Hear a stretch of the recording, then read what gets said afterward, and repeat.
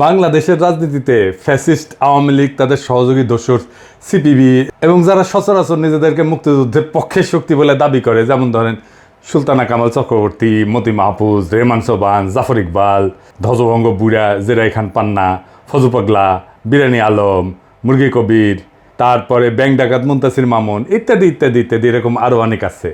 এদের চেতনা ব্যবসার একটা মূল উপাদান বা বয়ান হইতেছে 1971 সালে পাকিস্তানি আর্মি 9 মাসে, মানে মার্চ থেকে ডিসেম্বর পর্যন্ত বাংলাদেশে একটা জেনোসাইড বা গণহত্যা করেছে এবং সেই জেনোসাইডে 30 লক্ষ মানুষ শহীদ হয়েছে। আর পূর্ব পাকিস্তানের তৎকালীন 7.5 কোটি জনসংখ্যার মধ্যে নাকি 1 কোটি মানুষ ঘর বাড়ি ছাইরা ভারতে আশ্রয় নিয়েছিল। এই দুইটা ছাড়াও আরও আছে, 2 লক্ষ মা বোনকে নাকি ধর্ষণ করেছিল পাক বাহিনী আর তার দোসরেরা। এবং এই সমস্ত অত্যাচার নির্যাতনের পরিণামে ভারত মানবিক কারণে আগায় এসে তৎকালীন পূর্ব পাকিস্তানে সামরিক অভিযান চালায়, পাকিস্তানি সেনাবাহিনীকে পরাজিত কইরা আমাদের মুক্ত স্বাধীন কইরা দেয়। এর ফলে আমাদেরকে ভারত মাতার প্রতি চিরকৃতজ্ঞ থাকতে হবে। এখন এই ঘটনা যেগুলো বললাম, এগুলো যদি আসলেই সত্যি হয় তাহলে তো আমাদের আসলেই ভারত মাতার প্রতি চিরকৃতজ্ঞ থাকা উচিত। কিন্তু উপরের প্রত্যেকটা দাবি ডাহা মিথ্যা, একদম ডাহা মিথ্যা কথা। আমরা ভারত মাতার সোর্স থেকেই আজকের এপিসোডে প্রমাণ করে দেখাবো যে গণহত্যা আর 1 কোটি লোকের ভারতে আশ্রয় নেওয়ার দাবিগুলা ডাহা মিথ্যা। 2 লক্ষ দর্শনের মিথ আমরা আরেকটা এপিসোডে ভাঙবো, এইটাতে না। কারণ এই মিথের সাথে মুজিবের নিজের ভণ্ডামো যুক্ত হইয়া যে কয়জন ধর্ষিতা ছিল তাদের জীবনকে যে দুর্বিষহ করে দিছিল, এমনকি স্বাধীন বাংলাদেশে মুজিব সরকার, তাই এটার জন্য আলাদা এপিসোড করা দরকার। আজকের এপিসোডের মূল বিষয় হইতেছে 2 ধাপ্পাবাজি, 71-এর 30 লক্ষ শহীদ এবং ভারতে আশ্রয় নেওয়া 1 কোটি শরণার্থী। এখন প্রশ্ন হচ্ছে, যদি দাবিগুলো মিথ্যা হয়ে থাকে তাহলে এসব বয়ান প্রচার করলো কে, কেনই বা প্রচার করলো? তখনকার আন্তর্জাতিক মিডিয়ার সাংবাদিকরা ভারতের দিল্লি আর কলকাতাতে অবস্থান করে ঘটনাগুলো কভার করত। ভারতের মিডিয়া এবং ইস্টার্ন কমান্ড তাদেরকে যে সমস্ত প্রেস ব্রিফিং দিত তারা সেটাই পাবলিশ করত। ভারত মাতার মিডিয়া যে কি মাল সেটা তো আমরা আজকে হারে হারে টের পাইতেছি, তাই না? ফ্যাসিস্ট খুনি হাসিনা পতনের পর থেকে তারা এমন কোনো আজগুবি অতিরঞ্জিত খবর নাই যেটা বাংলাদেশের বিরুদ্ধে অপপ্রচারের অংশ হিসেবে পাবলিশ করে না। তো এই কাজে ভারতের লক্ষ্য কী ছিল? ভারতের লক্ষ্যই ছিল এই উপমহাদেশের মুসলমানদের মধ্যে যাতে কোনো মতে একটা ইউনিটি বা একতার বোধ না থাকে। এখানে একটা ব্যাপার খেয়াল করলে দেখবেন যে ভারত মাতা উপমহাদেশের যে ডাইভার্স বহুভাষী হিন্দুদের এক রাষ্ট্রে বসবাস করার মধ্যে কোনো গরমিল লক্ষ্য করে না। কিন্তু উপমহাদেশের বহুভাষাভাষী মুসলমানরা যখন শক্তিশালী হইয়া একসাথে একটা রাষ্ট্র গঠন করে, তার বিরুদ্ধে সর্বশক্তি নিয়ে ঝাঁপায় পড়ে। এখনও দেখেন উপমহাদেশের বিভিন্ন মুসলমানদের মধ্যে দাঙ্গা হাঙ্গামা ফ্যাসাদ এগুলো লাগায় রাখে। এইটার একটা উপায় হইতেছে ভুয়া অর্থনৈতিক বৈষম্যের বয়ান সৃষ্টি কইরা দেশীয় হলুদ মিডিয়া দিয়া প্রচার করানো। বাংলাদেশি মুসলমানদের পাকিস্তানি মুসলমানদের ঘৃণা করতে শেখানো, পাঞ্জাবি মুসলমানদের ঘৃণা করতে শেখানো, বেলুচ মুসলমানদের ঘৃণা করতে শেখানো, এমনকি তাদের ভাষা উর্দুকে ঘৃণা করতে শেখানো। এখনও দেখবেন যে বিপদগ্রস্ত জাতি যারা একটা গণহত্যা থেকে পালায় বেঁচে বাংলাদেশে আশ্রয় নিছে, সেই রোহিঙ্গা জনগোষ্ঠী, রোহিঙ্গা মুসলমানদের বিরুদ্ধে ঘৃণা ছড়ানি, এটা চেতনাজীবীদের একটা অন্যতম প্রধান কাজ। আমরা আগের এপিসোডগুলোতে এইসব নিয়ে বিস্তারিত আলোচনা করছি। আর একটা গুরুত্বপূর্ণ প্রোপাগান্ডার কৌশল ছিল আজগুবি কাল্পনিক একটা অত্যন্ত অতিরঞ্জিত অবাস্তব নিহতের সংখ্যা ছড়ানো, যাতে মুসলমানদের মধ্যে চির দুশ্মনী আর ঘৃণা বজায় থাকে, মুসলমানরা যেন একে অপরকে ঘৃণা করে। বাস্তবে ভারতের এই কৌশল কাজও করেছে। আপনারা লক্ষ্য করলে দেখবেন 1971-এর চেতনাজীবীদের মতো ইসলামোফোব, ইসলাম বিদ্বেষী খুব বিরল দুনিয়াতে। যতগুলো ইসলামোফোব আছে সব কয়টা শতকরা 100% ভারতের 5 দালাল এবং আওয়ামী লীগের 71-এর চেতনাজীবী। এরা সবসময় 30 লক্ষের জেনোসাইড, 1 কোটি শরণার্থী, এইসব ব্যাপারে বয়ান টেনে না পরিবেশ ঘোলা করে সময় অসময়। আওয়ামী লীগের বাইসে থাকার অক্সিজেনে হইতেছে এই বয়ানগুলা। এই বয়ানগুলা দেশের মানুষের মন থেকে জয় বাংলা হয়ে গেলে আওয়ামী লীগও মানুষের মন থেকে কর্পূরের মতো উবে যাবে। আজকে এই 2টা বয়ানকে চিরতরে জয় বাংলা করে দেওয়া হবে ইনশাল্লাহ। প্রথমে আসি 1971-এর যুদ্ধের সময় ভারতে আশ্রয় নেওয়া শরণার্থীদের ব্যাপারে। দাবি করা হয় 1 কোটি মানুষ পাকিস্তানি বাহিনীর আক্রমণে ঘরবাড়ি ছেড়া ভারতের শরণার্থী শিবিরে আশ্রয় নিয়েছিল। তো আওয়ামী লীগের নেতারা কিন্তু শরণার্থী শিবিরে আশ্রয় নেয় নাই। তারা দেশ থেকে পালানোর সময় বিভিন্ন ব্যাংকের ভল্ট ভেঙে ডাকাতি করে কোটি কোটি টাকা নিয়ে ইন্ডিয়া গেছিল। সেসব টাকা দিয়ে কলকাতাতে বাড়ি ভাড়া করে থাকতো, ফ্ল্যাট ভাড়া করে, আর মদ খাইতো, আর সোনা খাইতে কাটকা পাইতো। তো তখন পূর্ব পাকিস্তানের জনসংখ্যা ছিল 7.5 কোটি। বাংলাদেশের গ্রামের সংখ্যা 68,000-এর মতো, আমরা এটা জানি। 7.5 কোটি মানুষের মধ্যে 1 কোটি মানুষ নিজের ঘর বাড়ি ছেড়ে রোহিঙ্গা ফিলিস্তিনিদের মতো অন্য দেশের রিফিউজি হিসেবে আশ্রয় নেয়, এটা তো একটা ভয়াবহ ঘটনা। ভারত মাতাও এই সংখ্যা আন্তর্জাতিক মিডিয়াতে সেই সময় তাদের গণমাধ্যম দিয়ে প্রচার করাইছে। তাদের গণমাধ্যম কি জিনিস সেটা তো বুঝেনি। তো এটা করার পিছনে ভারতের একটা স্বার্থ ছিল। ভারত এই ব্যাপারে আন্তর্জাতিকভাবে প্রচার করিয়া আমেরিকা, ইউরোপের অন্যান্য দেশ থেকে খাদ্য, ওষুধ, সাহায্য, এগুলো অন্যান্য প্রয়োজনীয় সামগ্রী গ্র্যান্ট হিসেবে আনতো। এখন শরণার্থীর সংখ্যা, রিফিউজির সংখ্যা যত বেশি দেখাবে, ভারতের লাভ তত বেশি। কারণ একজনের বিপরীতে যদি তারা 100 জনের হিসাব দেখায়, খাবার, টাকা ইত্যাদি নেয়, তাহলে বাকি 99 জনের টাকা, খাবার নিজেরা পকেটস্থ করতে পারবে। এখন বলবেন একজনের বিপরীতে 100 জন দেখাচ্ছে, তার চেয়ে বেশি দেখাইছে, তার চেয়ে বেশি দেখাইছে, হিসাব আজকে দেখাই দেবো, আজকের ভিডিওতে দেখাই দেবো। বাস্তবে হয়েছেও তাই। আমি আপনাদেরকে একদম খোদ ভারতের রেসপন্সিবল মানুষের রেফারেন্সই দেখাতেছি। ভারতের এবং আওয়ামী লীগের অফিসিয়াল প্রোপাগান্ডার বিপরীতে আপনারা যদি আসল সংখ্যাটা শুনেন, তাহলে আপনারা চেয়ার থেকে পড়ে যাবেন এখনই। ভারতের সেনাবাহিনীর লেফটেন্যান্ট জেনারেল প্রেমনাথ হুন, লেফটেন্যান্ট জেনারেল, তার এক সাক্ষাৎকারে ভারতে আশ্রয় নেওয়া রিফিউজিদের আসল সংখ্যাটা বলছেন। জেনারেল হুন কিন্তু কোনো সুশীল বামপন্থী মানুষ না, উনি একজন কট্টর হিন্দুত্ববাদী, যিনি রিটায়ারমেন্টের পর শিবসেনাতে জয়েন করছিলেন, এখন এরপর বিজেপিতেও যোগ দিচ্ছেন। 1999 সালে ভারতের মিডিয়া রেডিফে ওনারা সাক্ষাৎকার নেয়।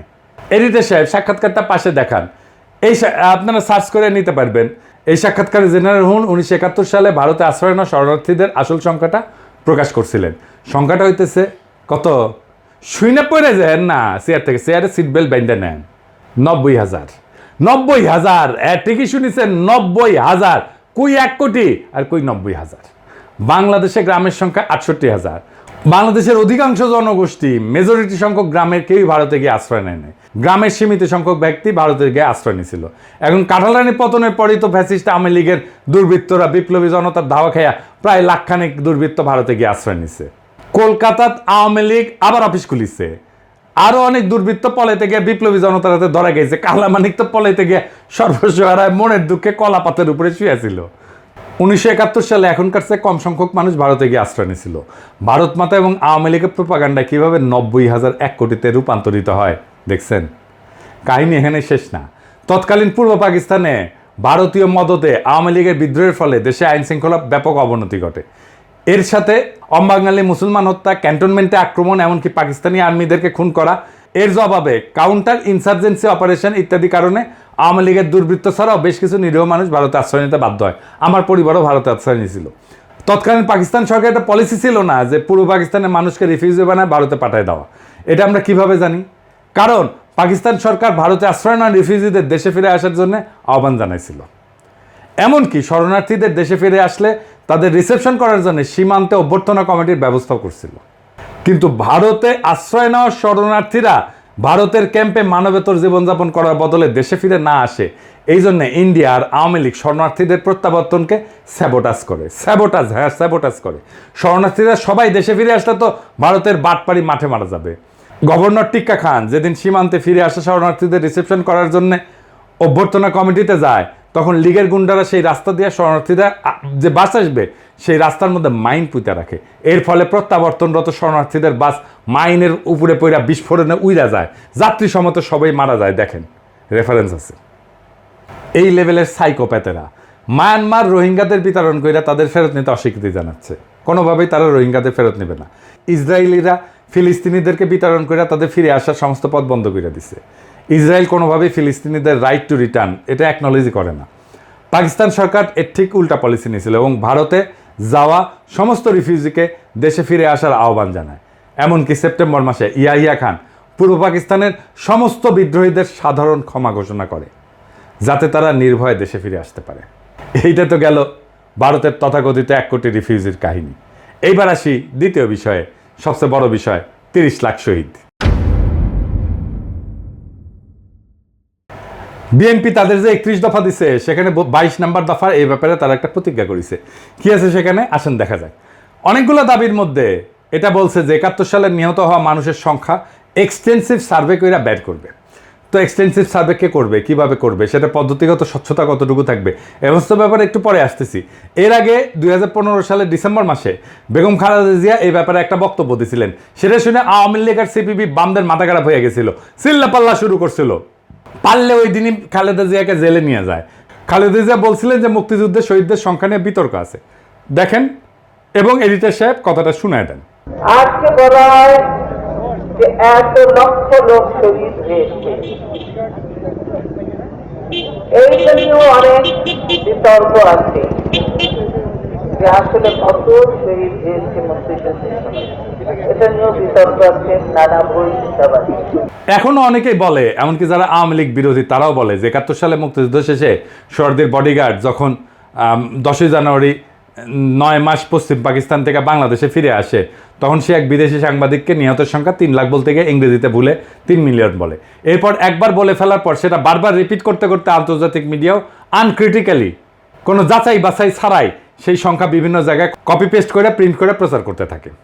এখন এইটা সাংবাদিকতা পেশার একটা কমন বৈশিষ্ট্য যে সাংবাদিকরা এক জায়গায় পাবলিশ হওয়া রিপোর্ট কপি পেস্ট করে নিজেদের মধ্যে পাবলিশ করতে থাকে। আসল ইনভেস্টিগেটিভ সাংবাদিকরা ব্লাইন্ডলি কোনো রিপোর্ট কপি পেস্টের অভ্যাস ফলো করে না, সেই ব্যাপারে তদন্ত করে দেখে। এটা খালি বাংলাদেশে না, আমেরিকা সহ পাশ্চাত্যের মিডিয়াতেও হয়। ইনভেস্টিগেটিভ জার্নালিজমের আইকন ওয়াগারের পথ বালক না, ওয়াগারের পথ বালক না, এগুলো আইকন, মেলা আইকন আছে। সেমর হার্স নামে একজন বিখ্যাত ইনভেস্টিগেটিভ জার্নালিজমের আইকন আছে, এ ব্যাপারে অনেক লিখছেন এবং তার গ্রাউন্ড ব্রেকিং সব ইনভেস্টিগেশন রিপোর্ট যেগুলো সবগুলো মেজর নিউজ মিডিয়ায় আলসেমি করে কপি পেস্ট করে অসংখ্য বয়ানকে তথ্য প্রমাণ সহ রিপিউট করছে। এখন যারা বলে সোহরাওয়ার্দীর বডিগার্ড 3 লাখ বলতে গিয়ে 30 লাখ বলছে, তারা ওই 3 লাখ সংখ্যাটাই বা কোন সার্ভের ভিত্তিতে পাইছে? যদি এটা জিজ্ঞেস করেন এই ব্যাপারে কোনো জবাব পাবেন না। ঘুরে ফিরে কিছু পেপারে কপি পেস্ট করে কিছু আর্টিকেল বড় জোর দেখাবে, যেসব আর্টিকেলে কোথাও কোনো ধরনের ফিল্ড সার্ভের কোনো রেফারেন্স থাকে না। এখন এটা মানলাম যে সোহরাওয়ার্দীর বডিগার্ড মূর্খতা ছিল, তো কয়েকবার ফেল করে ক্লাস 10 পাস করছে, ম্যাট্রিক পরীক্ষায় নকল করে পাস করতো আর অন্যদেরকে নকল করতে উৎসাহ দিত। সে লাখকে ইংরেজিতে মিলিয়ন বলছে। এখন প্রশ্ন হচ্ছে 3 লাখ সংখ্যাটাও তো 30 লাখের মতোই ভিত্তিহীন, বাইরে একটা সংখ্যা। যারা এই সংখ্যা প্রচার করে তারাও তো আজগুবি একটা সংখ্যা প্রচার করে। এবার আসেন আসল সংখ্যা কত ছিল সেটা বের করা যাক। আস্তে আস্তে সব রেফারেন্স দেখাইতেছি, এবার আপনারা চেয়ার থেকে মাটিতে পড়ে যাবেন, হ্যাঁ, অথবা আপনাদের সোয়াল খুলে ঝুলে পড়বে। আসেন দেখি সেটা। প্রথমত 3 লাখ সংখ্যা নিয়ে একটা রেফারেন্স দেখাই। 71 সাল নিয়ে সবচেয়ে বেশি স্কলারলি বই হইতেছে লিসন আর রোজের। বইয়ের নাম হইতেছে war and secession, Pakistan, India and the creation of Bangladesh. 1991 সালে পাবলিশ হয় বইটা। এখানে 2 জন লেখক এই বইতে দেশগুলোর সমস্ত অফিসিয়াল ডকুমেন্ট রিভিউ করছেন এবং 3 দেশের 71 সালে ভূমিকা রাখা সব গুরুত্বপূর্ণ ব্যক্তিদের ইন পার্সন সামনাসামনি সাক্ষাৎকার নিয়েছেন। এই সমস্ত তথ্য প্রমাণ তারা বিশ্লেষণ কইরা এই বইটা লিখছেন। এটা অত্যন্ত গুরুত্বপূর্ণ একটা প্রামাণ্য বই। এই বইয়ের লেখকেরা 71 সালে বাংলাদেশে যুদ্ধের নিয়ন্ত্রণ করা 2 জন অত্যন্ত সিনিয়র ভারতীয় সাক্ষাৎকার নিছেন, যেখানে তাদের জিজ্ঞেস করা হয় 71 সালে নিহত বাঙালির সংখ্যা কত। একজন ভারতীয় উত্তর দেয় 3 লাখ, কারণ সে টের পাইছিল এই ঘাঘু লেখকদের কাছে 30 লাখের মতো অবাস্তব হাস্যকর একটা সংখ্যা বেচা যাবে না। সে অন্য প্রচলিত সংখ্যা 3 লাখ বলে দেয় ফট কইরা। মজার ব্যাপার হচ্ছে ওই ভারতীয় যখন 3 লাখ বলে তার পাশে বসে তাকায় আর একজন ভারতীয় তার দিকে কটমট করে তাকায়, সংখ্যা বাড়ায় এটা বোঝানোর জন্য। এরপর প্রথম ভারতীয় এক ধাক্কায় তার সংখ্যা বাড়ায় 5 লাখ বলে ফেলে, মানে মাথায় যা আসে সেটা ফসাদ করে কয়া দেয়। তো ইন্ডিয়ান প্রোপাগান্ডা কি মাল সেটা তো আজকাল জাতি ভালো করে বুঝছে। মেন স্ট্রিম মিডিয়াগুলো পর্যন্ত একটা ঘটনার ছবি আর একটা ঘটনার ছবিগুলো চালায় দেয়। এইখানে লেখক 2 জন সেই ঘটনার বিবরণ লিখছেন এবং মতামত দিচ্ছেন, এবং হতাহতের সংখ্যা যাই হোক এর মধ্যে অনেক প্রশ্ন আছে, যেমন কতজন যুদ্ধ করতে গিয়ে মারা গেছে, কতজন বিহারি ছিল, অবাঙালি মুসলমান ছিল, এর মধ্যে কতজন পাকিস্তানি বাহিনীর হাতে, কতজন ভারতীয় বাহিনীর হাতে, কতজন মুক্তি বাহিনীর হাতে মারা গেছে, বা পাকিস্তানি বাহিনীর কতজন মারা গেছে, রাজাকার কতজন মারা গেছে। এইবার আসি ইনভেস্টিগেটিভ ফিল্ড সার্ভে নিয়ে। ইনভেস্টিগেশনের আগে কিছু জিনিস ক্লিয়ার করা জরুরি। অধিকাংশ বাঙালি, বিশেষ করে বাঙ্গু, সুশীল, প্রগতিশীল, সামরিক ব্যাপারে একদম অজ্ঞ। এই জন্যই মুক্তিযুদ্ধ নিয়ে এত মিথ তৈরি করা গেছে। অজ্ঞ মানে একেবারে গণ্য মূর্খ, মূর্খসোদা। এমনকি যারা নিজেদেরকে ট্রেনিং প্রাপ্ত মুক্তিযোদ্ধা বলে দাবি করে তারা মূর্খসোদা সামরিক ব্যাপারে। মুক্তিযুদ্ধের একদম সামরিক মিলিটারি বিশ্লেষণ আর অ্যানালাইসিস আমরা সামনের আর এক এপিসোডে করবো। এখন কইবা পারেন দাদা ট্রেনিং প্রাপ্ত মুক্তিযোদ্ধারা কিভাবে সামরিক ব্যাপারে অজ্ঞ হয়? তারা তো বড় বড় ডায়লগ মারে, অস্ত্র জমা দিয়েছি, ট্রেনিং জমা দেই নাই। তো অস্ত্র আর ট্রেনিং, পুলিশ বা সামরিক ব্যাকগ্রাউন্ড ছাড়া কাউরে অস্ত্র হাতে দেন? কেউ যদি চালাইতে পারে, ধরতে পারে ঠিক মতো, আমরা এসে কইয়েন। পুলিশ, মিলিটারি বা ইপিআর ব্যাকগ্রাউন্ডের মুক্তিযোদ্ধাদের বাইরে সকল মুক্তিযোদ্ধাদের যে কত বেইজ্জত করছি তার হিসাব নাই। আমার লগে বসাই দেন, লাইভে আমি আজকে চ্যালেঞ্জ দিতেছি, আমি প্রমাণ করে দিব ওই অস্ত্রই ধরে নাই। আমি ওদের কি জিজ্ঞাসা জানেন, কি অস্ত্র ইউজ করতেন, কত ক্যালিবারের বুলেট ইউজ করতেন, ব্যারেল লেন্থ কত, ব্যারেল লেন্থ কইতে পারলে জিজ্ঞাইতাম কি কামে ইউজ করতেন, অ্যাকশন কি, বোল্ট পাম্প না সেমি অটো না ফুল অটো, রেট অফ ফায়ার কত, ইফেক্টিভ রেঞ্জ কত, ম্যাগাজিন ক্যাপাসিটি কত, এখানে কাট হয়ে যাবে। আমার সাথে লাইভে আসেন, কোন মুক্তিযোদ্ধা বেড়া আছেন আমার সাথে লাইভে আসেন। বাংলাদেশের সব টিভি চ্যানেলকে বললাম আমার লাইভ প্রচার করবেন। কোন মুক্তিযোদ্ধা যার যে পুলিশ না, ইপিআর না, যে মিলিটারির ব্যাকগ্রাউন্ড নাই, যে সাধারণ মানুষ মুক্তিযুদ্ধ ট্রেনিং করে অস্ত্র জমা দেই নাই কইছে, ওরে নিয়ে আসেন আমার সামনে বসে দেন। অস্ত্র ধরে নাই ওটা আমি প্রমাণ করে দেবো। ইন্ডিয়া যাদেরকে কি ট্রেনিং দিছিল সেটা আমি ইন্ডিয়ান জেনারেলদের বই থেকে রেফারেন্স দিয়ে দেখাইতেছি। ইস্টার্ন কমান্ডের chief of staff general Jacob তার বইতে কি লিখছে দেখেন। উনি বলছেন যে একদম আনট্রেন্ড, সামরিক ব্যাপারে পরিচিতি নেই এরকম মানুষদের মুক্তিবাহিনীতে এনরোল করা হতো। এদেরকে প্রপার ট্রেনিং দিয়ে কার্যকর করতে কমপক্ষে 3 মাসের ট্রেনিং দেওয়া লাগতো। সেইখানে তাড়াহুড়া করে 3 থেকে 4 সপ্তাহে ভুগি ঝুঁকি কিছু ট্রেনিং দিয়ে ছেড়ে দেওয়া হতো। এর ফলে এদের কার্যকারিতা সীমাবদ্ধ ছিল। জেনারেল লাসমান সিং যিনি ইস্টার্ন ফ্রন্টের ডিভিশনাল কমান্ডার ছিলেন, উনিও একই কথা লিখেছেন। তার বইয়ের নাম victory in Bangladesh. Eastern commander general Lachhman Singh সরাসরি মুক্তিবাহিনীকে প্রোপাগান্ডার প্রেসে পাবলিশ হওয়া তাদের কার্যকলাপকে ফিকশনাল বলছে এই সমস্ত ইস্টার্ন কমান্ডার প্রোপাগান্ডা মেশিনের প্রচার। মুক্তিবাহিনীর মিত্ররাই তাদের নামে এইসব লেখে, এইসব কথা পাকিস্তানিরা লেখে নাই। আর আমাদের মুক্তিযুদ্ধের গল্প শোনান মিয়ারা। খোদ মুক্তিবাহিনীর ডেপুটি চিফ অফ স্টাফ একে খন্দকার তার বইয়ে হুবহু একই কথা লিখেছে। একে খন্দকারের এই বই লেখার পর আওয়ামী লীগ, জাফর ইকবাল, আনিসুল হকের পুচ্ছে আগুন লেগে গেছে। তার এডিট করতে হয়েছে বই, টেক্সট চেঞ্জ করতে হয়েছিল। 1971 সালের 18 সেপ্টেম্বর বিলাতের দ্য গার্ডিয়ান পত্রিকার একটা আর্টিকেল প্রকাশিত হয়, big brother goes to war. লেখক শাস্তিব্রত একজন ব্রিটিশ বংশোদ্ভূত ভারতীয় বাঙালি সাংবাদিক, যিনি ত্রিপুরাতে ভারতীয় ট্রেনিং শিবির ঘুরে দেখে এসে সেখানে মুক্তিবাহিনীর ট্রেনিং নিয়ে একটা রিপোর্ট করে।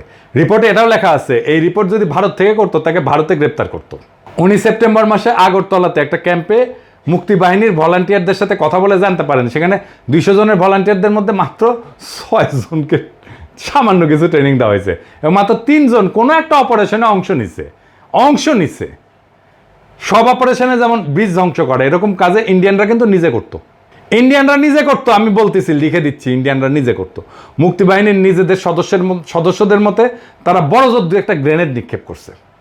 এবার একটা মজার ভিডিও দেখেন মুক্তিবাহিনীর সাথে ভারতীয় ইনস্ট্রাক্টররা কিরকম ব্যবহার করতো। এদিকে সে দেখে দেন।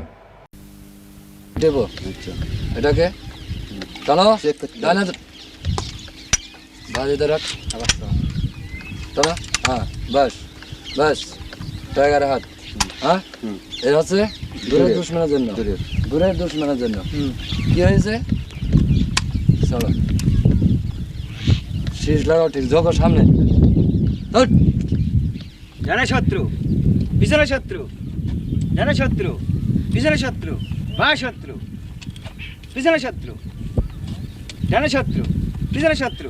এই হচ্ছে জাফর ইকবাল, হুমায়ুন আহমেদ, আনিসুল হকের তৈরি করা মিথিক্যাল মুক্তিবাহিনীর আসল হাল। আর এটা নিয়ে ফজু পাগলা ধ্বজভঙ্গ বুড়া জেরে খান পান্না এসব শোনা গেছেন মুক্তিযোদ্ধার মতো লাফালাফি। তা বাঙ্গু প্রগতিশীল যেহেতু সামরিক ব্যাপারে একদম লেজে গোবরে, এরা যেসব বয়ান বানায় সেগুলা কোনো reputable serious military scholar study করলে পাংচার করে দিতে পারবে এক মুহূর্তে। এবার আসেন আর একটা গুরুত্বপূর্ণ বিষয় নিয়ে আলাপ করি।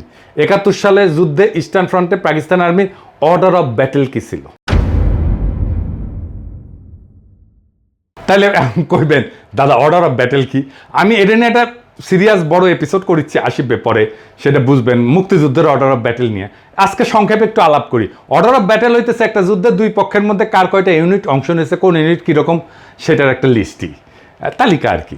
যেমন দ্বিতীয় বিশ্বযুদ্ধে 1941 সালে জার্মানি যখন সোভিয়েত ইউনিয়নে হামলা করে সেটার নাম দিয়েছিল অপারেশন বারবারোসা। সেই অপারেশন বারবারোসা ছিল ব্যাপক একটা অভিযান, মিলিটারি ইতিহাসের সবচেয়ে বড় অভিযানগুলোর মধ্যে একটা। সেইখানে জার্মান পক্ষে 141টা ডিভিশন অংশ নেয়। মাথায় রাখবেন 141টা ডিভিশন, 141টা ডিভিশন অংশ নেয়। সোভিয়েত পক্ষে জার্মানির এস্টিমেট ছিল 213টা ডিভিশন, একটা ডিভিশন প্রায় 15 থেকে 16,000 সৈন্য থাকে।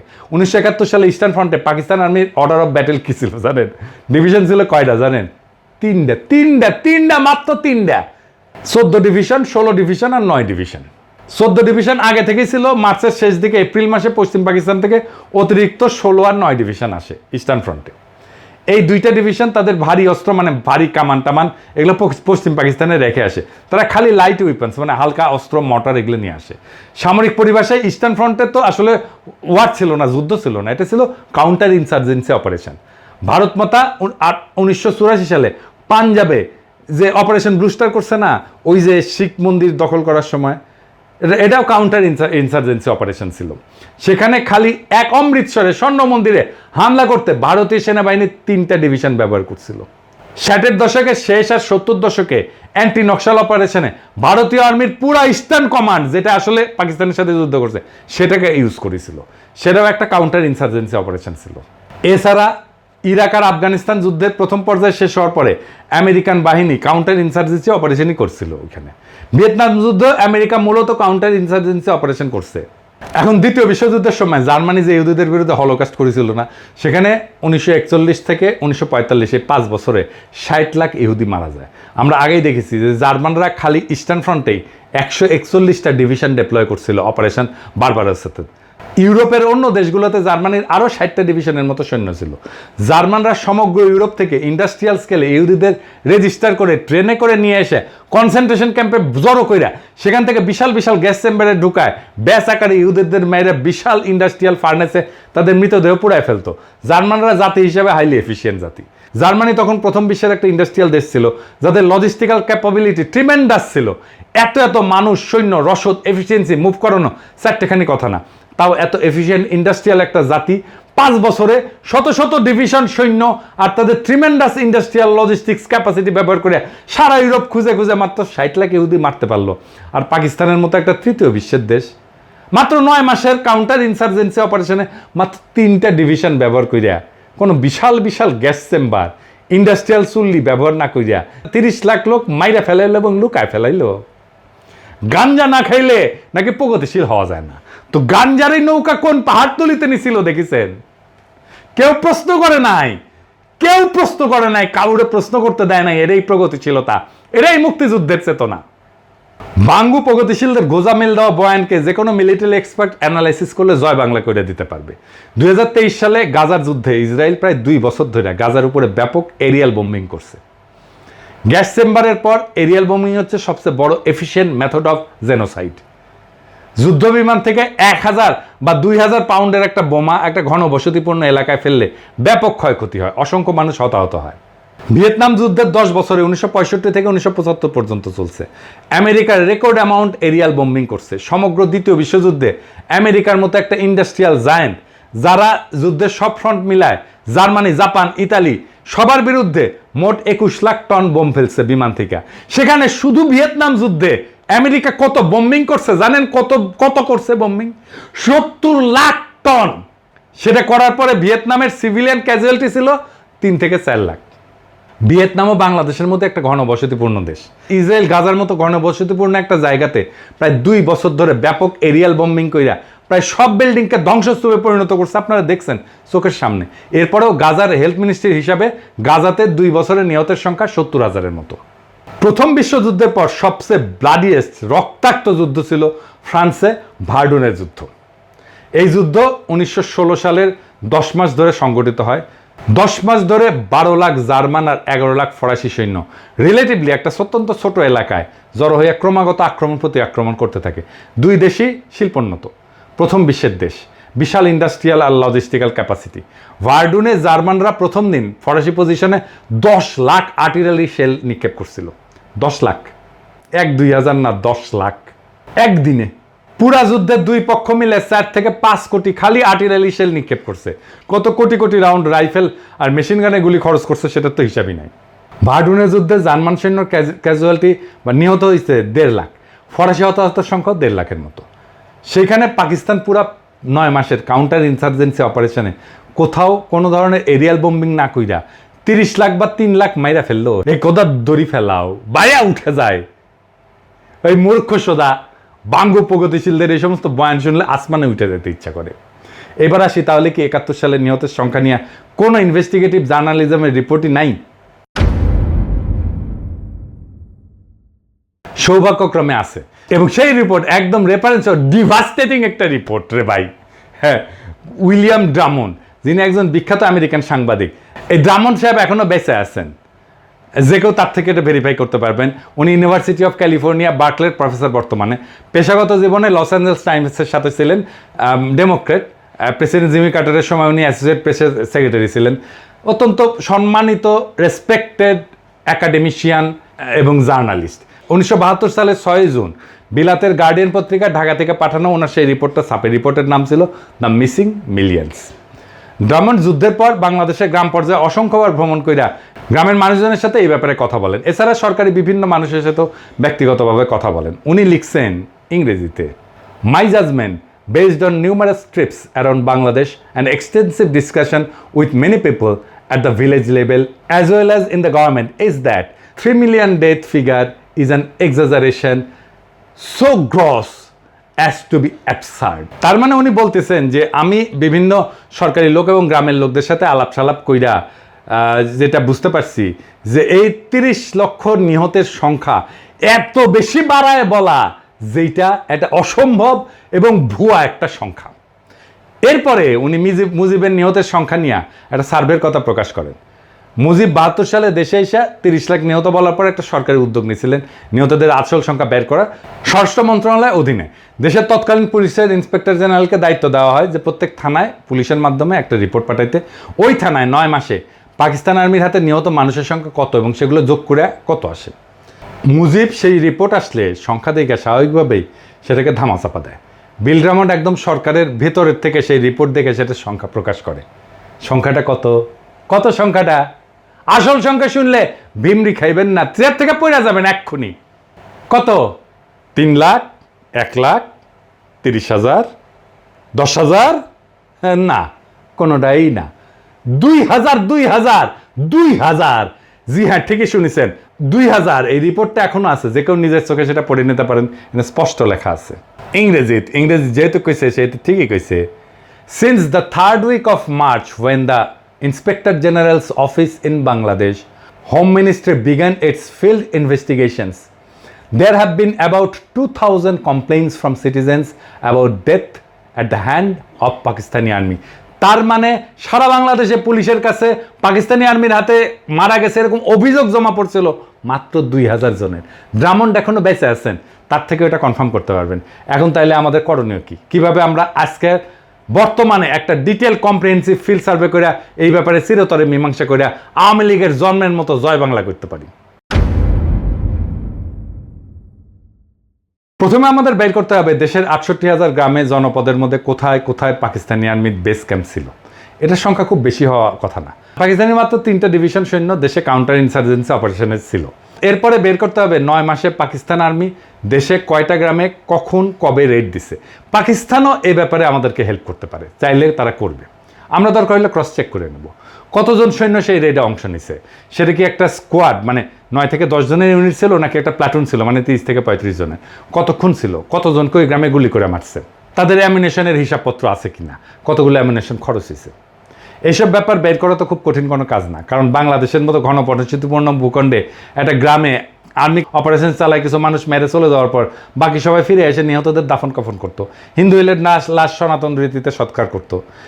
আই উইটনেস এবং সার্ভাইভারদের কাছ থেকে একদম পিন পয়েন্ট নিহতের সংখ্যা নিয়ে 9 মাসে সবগুলো এলাকার নামের পাশে নিহতের সংখ্যা লিখে যোগ করে মোট সংখ্যা বের করা খুব কঠিন কিছু কাজ কি না, করো না। কিন্তু এটা করবে না কেন? কারণ এই যে ফাপড় নেওয়া এটা তো ফাঁস হয়ে যাবে, মিথ্যা কথা ফাঁস হয়ে যাবে। এই কাজ এখনও করা সম্ভব, কারণ 71 সালে জীবিত প্রাপ্তবয়স্ক বহু মানুষ এখনও জীবিত আছে। এরকম রেড প্রত্যেক গ্রামে তো হয় নাই। দেশে 68,000 গ্রামের মধ্যে অতি অল্প সংখ্যক গ্রামেই হয়েছে। তার উপরে এক গ্রামে বড় জোর একবার কি 2বার এরকম রেড হয়েছে। পুরো ব্যাপারটায় একটা ক্রোনোলজিক্যাল রিকনস্ট্রাকশন করতে হবে। ক্রোনোলজিক্যাল রিকনস্ট্রাকশন মানে দিন সময় সপ্তাহ অনুযায়ী পুরো 9 মাসের ঘটনাকে রিকনস্ট্রাক্ট করা এইভাবে সম্ভব। এটা করা হইলে কমন সেন্স আর ইনভেস্টিগেটিভ সব রিপোর্ট অনুসারে পাকিস্তান আর্মির কাউন্টার ইনসার্জেন্সির আসলে নিহতের সংখ্যা কয়েক হাজারে নেমে আসবে, আমি শিওর। এরপর সেই তদন্ত খালি বাঙালি না, ভারতীয় আওয়ামী সন্ত্রাসীরাতে যত অবাঙালি মুসলমান মারা গেছে তার পুঙ্খানুপুঙ্খ তদন্ত করে সেটাও বের করতে হবে। দুটো সংখ্যাই কম্পেয়ার করে ঠিক করা হবে কে আগে কার কাছে মাপ চাইবে। এই তদন্ত শেষ হওয়ার আগে কেউ কারো কাছে ক্ষমা চাওয়ার প্রশ্নই ওঠে না। পররাষ্ট্র সচিব জসিম খুব লাফাইছিল পাকিস্তানে ক্ষমা চাওয়া নিয়ে। আবার পাকিস্তানের টিম আসতেছে, এবার ক্ষমা চাওয়া বাল সালে এই আলাপ যে তুলবে না তার পাশার সালস আমরা সব উঠায় ফেলা হবে যদি বেশি ফালাফালি করে, বাটাম একেবারে খুলে ফেলাম মহিবার যদি কেউ এই আলাপটা তোলে। একবার যদি মুক্তিযুদ্ধের চেতনার কুরকুরে নিয়ে ওঠে তাদের, বিএনপি যেহেতু তাদের 31 দফার মধ্যে এই পয়েন্ট ইনক্লুড করছে, আল্লাহ চায় তো ভবিষ্যতে যদি তারা নির্বাচনে জিতে ক্ষমতায় আসে, চান্স যদিও কম, যাই হোক, হ্যাঁ, তাহলে এইটা বাস্তবায়ন করুক। তারা কিভাবে বাস্তবায়ন করবে? যদি কোনো আমলা বা সচিবকে দিয়ে এটা কমিটি বানায়, দায় সারা অস্বচ্ছ তদন্ত চালায় রিপোর্ট দেয়, সেটা অবশ্যই আমরা প্রত্যাখ্যান করব। এখন বিএনপিতেও তো চেতনাজীবীতে ভৈরা শেষ, তার মধ্যে সব চেতনার দালালরা ঢুকে বসে আছে। যদি কোনো সুশীল বিএনপি বুদ্ধিজীবী চেতনাজীবী ধরিয়ে না কমিটি বানানো হয়, সেটাও আমরা প্রত্যাখ্যান করব। এই ব্যাপারে সবচেয়ে বেশি গুরুত্বপূর্ণ যেটা, সেটা হচ্ছে ফিল্ড ইনভেস্টিগেশনের স্বচ্ছতা। বাংলাদেশের আমলা, বিশ্ববিদ্যালয়, শিক্ষক, এইসবের যা হজবরল অবস্থা, তাদের দিয়ে এই ম্যাগনিটিউডের কোনো কাজ স্বচ্ছভাবে দ্রুত এফিসিয়েন্টলি করার প্রশ্নই ওঠে না। ওই এফিসিয়েন্সি বাংলাদেশের নাই এখন। এটার জন্য একমাত্র সমাধান হচ্ছে একটা ওয়েল রেসপেক্টেড আন্তর্জাতিক কমিশনকে বাংলাদেশে ডেকে আনা, তাদের দিয়ে ফিল্ড সার্ভে করা, ইনভেস্টিগেশন করানো।